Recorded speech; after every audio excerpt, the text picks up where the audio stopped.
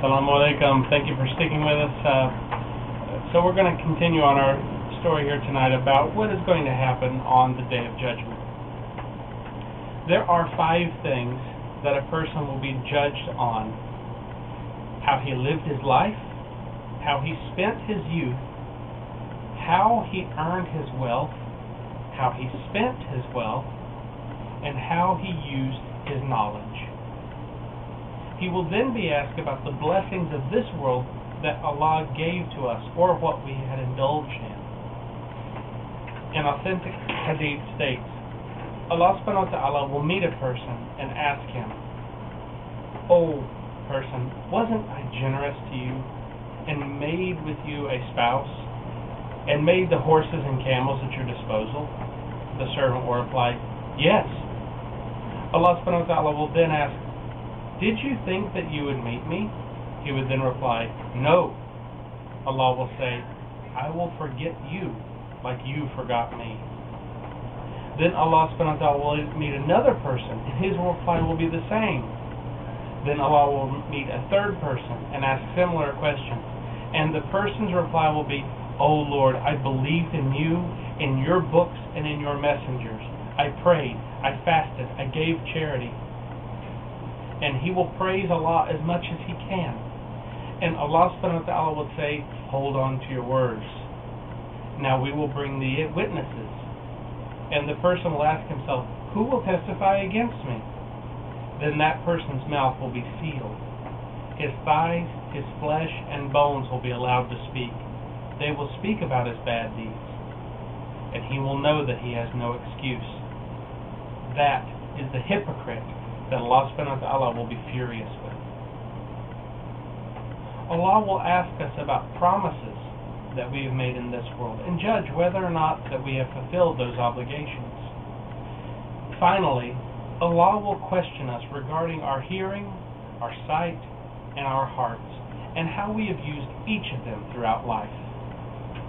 For the righteous believers who were pure in faith and good deeds, Allah will see the perfect book in the right hand and allow them rapid entrance into paradise.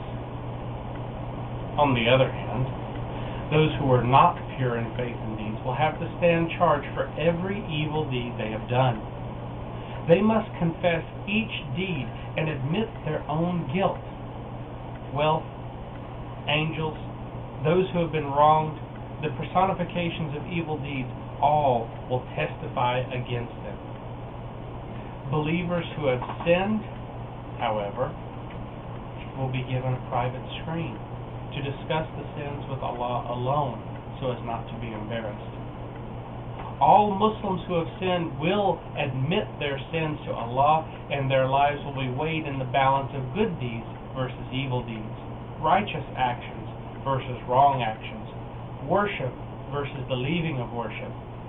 And then Allah will give a measure of His mercy based on the sincerity of each sinning Muslim, and many will be completely forgiven on that day. For the sinners and disbelievers, each person's scroll of deeds will be opened up for all to see. The disbelievers will be ridiculed by other disbelievers and hypocrites waiting to be judged.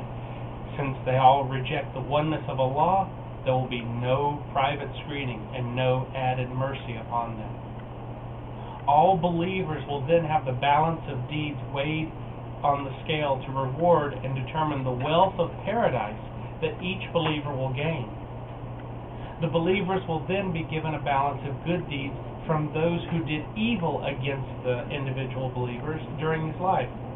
Example: if one man steals the wealth of another man, the victim will claim all the good deeds of that other man that he had done through his entire life to make up for the evil that was done against him in this world. For every prophet, there will be a reservoir of drink that the followers of the prophets will be allowed to drink from. One who drinks of this fountain will never thirst again. And the sweetest tasting fountain is the one belonging to Muhammad. The water is whiter than milk and sweeter than honey, and smells sweeter than musk. The cups to drink will be made from gold and silver. There will be a test of the disbelievers. They will be marched behind the gods and idols they used to worship on this earth. For some, it will be an idol of Buddha. For others, statues of saints. For others, it will be Hindu gods. For still others, it will be money, or alcohol, or sex.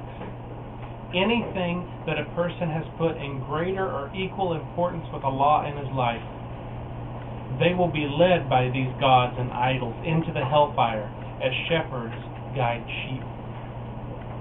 Then Allah will demand the believers and hypocrites to follow him across the bridge of hellfire. But the hypocrites will be unable to bow. So Allah will darken their lights and brighten the lights of the believers. During the night journey of Al-Isra and Al-Miraj, Allah's Messenger ﷺ was revealed some of the specific punishments awaiting certain sinners and hypocrites. The Prophet saw people whose lips and tongues were clipped with scissors made of fire. These are the people who spread fitna, that's causing trouble and causing people to fight. And they cause people to be misguided. The Prophet saw people grazing like animals with very little clothing on, and their private parts were exposed. These are the ones who refused to pay zakat. The Prophet saw angels smashing people's heads with rocks.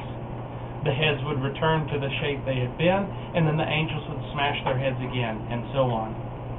These are ones whose heads felt too heavy to perform prayer, the ones who would frequently sleep without praying. The Prophet saw people who were fighting each other to eat rotten meat. And these people ignored meat that was sliced and fresh and unspoiled.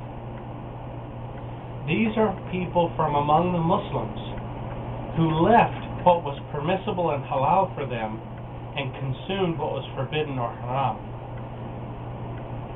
This reference is specifically to fornicators and adulterers. That is, people who left their wives, left the ones that were permissible for them by marriage, and committed the sin of adultery with someone else. Also, the Prophet saw people who were drinking from a fluid coming from the bodies of the fornicators, which was water mixed with blood. These are ones who drank alcohol, which is prohibited in this world. The Prophet saw people scratching their faces and chests with long brows